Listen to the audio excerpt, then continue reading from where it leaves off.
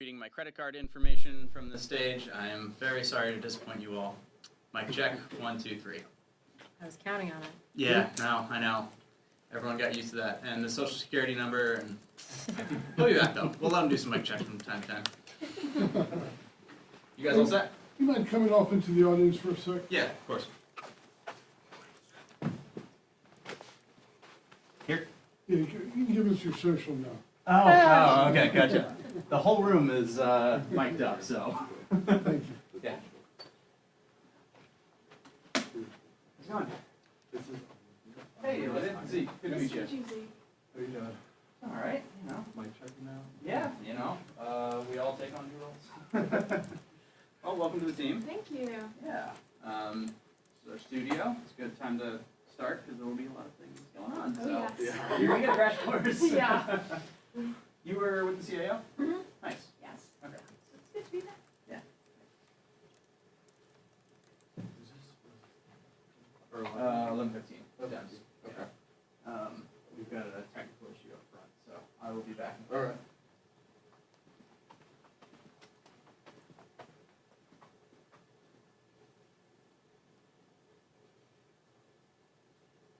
What?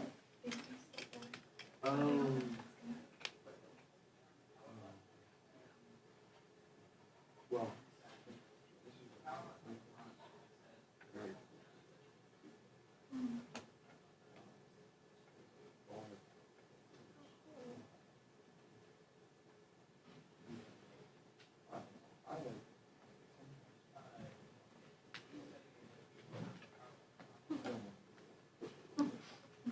But then like.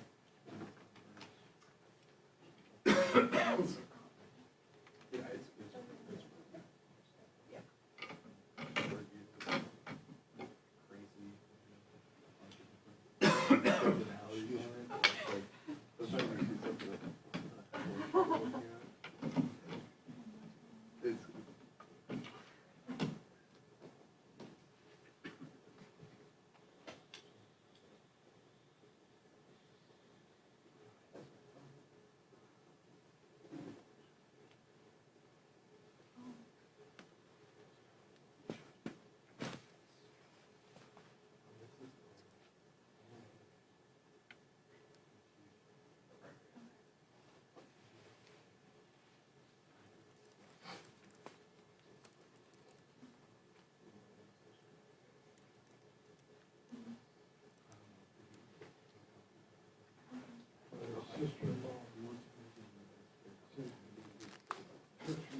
Johnson is just interested in being the chair of the Republican conference. He isn't interested, apparently, in being the Speaker of the House and passing things with 218 votes that can become law. That's what he could be focused on, but he's not. He is simply focused on doing what his conference wants, trying to keep them together. It's a shame because as a result, this is what we get. The Vice Chair said it. There were day one here, and it could have gone a different way, but that's not what House Republicans want. Thanks, Mr. Chairman. You guys have over 200 Democrats in the House. You only lost one vote on this continuing resolution when the vote was on it. Yesterday, before the shutdown even started, Senate Democrats lost 3 votes. Are you worried that as this goes on, we could see a repeat of the CR earlier this year and Senate Democrats let us through? It's a question for the Senate, but I will tell you, each of those senators who voted yes, all of them have said Republicans need to come to the table. Republicans need to negotiate. Republicans need to help avoid the healthcare crisis that they have created. Look, I understand the question, but there is unity in message and what we want. That Republicans need to come to the table. Any one of those senators would agree, and many of the senators who voted no on the CR would say the same thing. Thank you. In the past, in shutdowns, we've seen both sides come together and pass certain measures that would fund military members so that they don't go without pay. I'm just wondering, is there any discussion yet? I know it's early in the shutdown, but is there any discussion about doing any supplemental pieces of legislation like that? And I guess part two, more broadly, Republicans will be back in the House next week. Is there any discussion yet about at least coming to the table and starting a negotiation? Well, in order to come to the table, Republicans have to be here.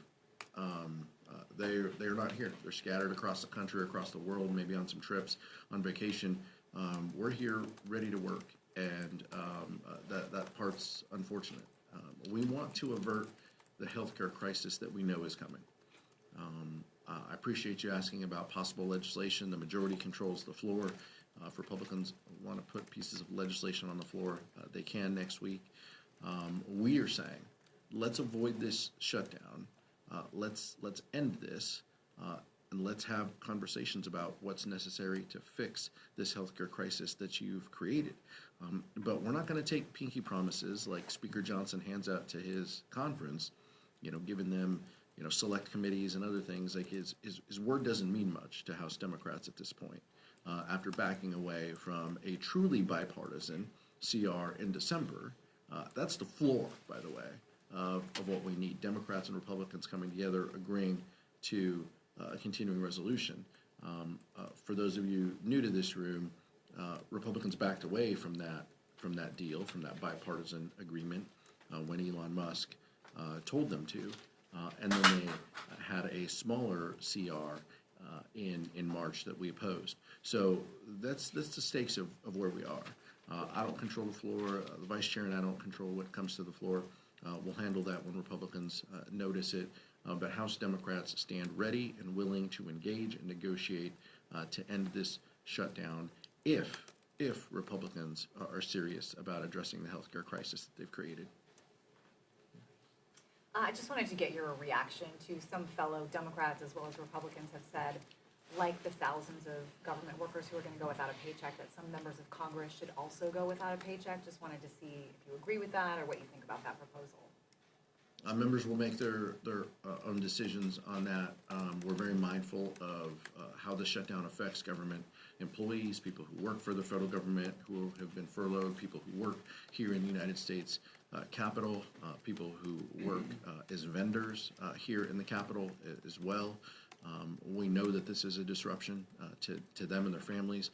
There's no pride, there's no glee in that. The Constitution indicates that members of Congress get paid, and so that is the current law. Some members will take other positions to have their pay set aside for a moment of time. Every member will make their own decisions. Mike? Thank you. Republican leaders are saying that they're not going to negotiate until the government is open. You're saying you're not going to open the government until they negotiate. So you guys have a real problem up here in the Capitol. With that in mind, do you see anyone in the White House, the president or anyone else, as a better negotiating partner at this point in terms of opening up the government? Even though you just said, what did you just say? We don't have true negotiating partners over there. But is there anyone in the White House who you could talk to? Yeah, I don't think there's. I think it's incredibly difficult, but I think I don't think we trust any deal without Donald Trump in the room and as part of it. House Republicans have proven, even if they agree to something, they have to go back to him to bless it. And so I don't think at this point there's a solution without the president being in the room. And I think Leader Jeffries and Leader Schumer said the same thing in the White House, or something similar to the president in the White House. And I don't think that congressional leaders can push back on that at all. It's proven time and time again to be the case. I hope we were in a different situation where we could engage in that. House Republicans have burnt through their goodwill by walking away from bipartisan deals in the past. Today was the first day that NPR and PBS were stopped receiving federal funds. What are your concerns with this lack of funding? Our concerns are, the bedrock of our democracy is a free press, and that means everybody should get an opportunity to hear the news, no matter your zip code, no matter if you're in a rural community or an urban community. And many communities get their news through one or two, channels or radio stations. And in a lot of rural America, much of that is through NPR and their affiliates. So I'm less concerned with the kind of, Beltway news sphere, no disrespect to all of you, but how Americans across this country receive their news. And in many cases, there's been media consolidation and just geographic barriers to people getting their news. We need to make sure that people have, fair and honest reporting so they can make a decision on what's best for them and their families and their communities. And I think the decisions that Donald Trump and House Republicans have made to eliminate that funding is wrong. I think a couple of Republicans have spoken out against it. Some have tried to strike a deal and have floated, options. But to date, we don't have that. And so many of these stations, I'm afraid, are going to lose funding and jeopardize the services that they provide to rural America. And that's unfortunate. Thank you. Last one. What are your reactions to the tariffs on pharmaceutical drugs that take effect today? The tariffs in general that Donald Trump is put forth are terrible for our economy. I'm only pausing and withholding because if you wait a day or two, he might pull them back, right? He might pull them back and then put them back on again, off again. It's terrible for the economy. It's terrible for the markets, but more importantly, it hurts people. It adds uncertainty to folks. It raises the cost of health care. It raises the price of prescription drugs. House Democrats have made it a priority to lower the cost of prescription drugs. That's exactly what we did when we were in control, ensuring that Medicaid has the negotiating power, Medicare has the negotiating power that the VA has in keeping the cost of prescription drugs down.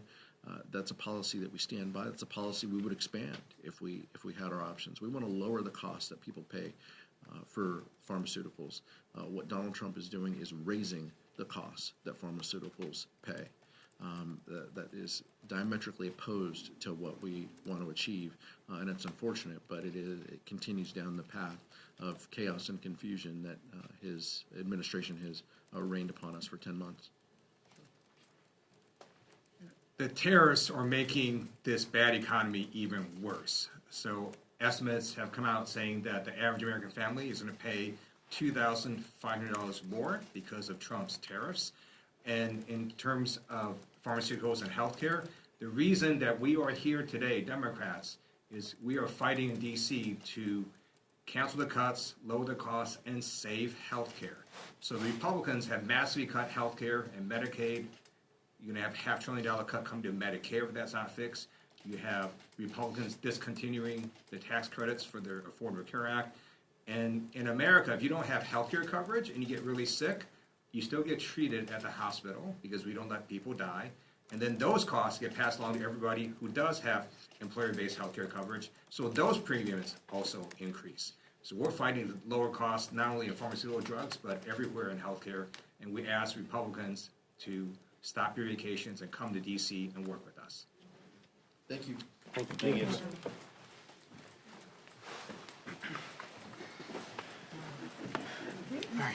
I'm going to run.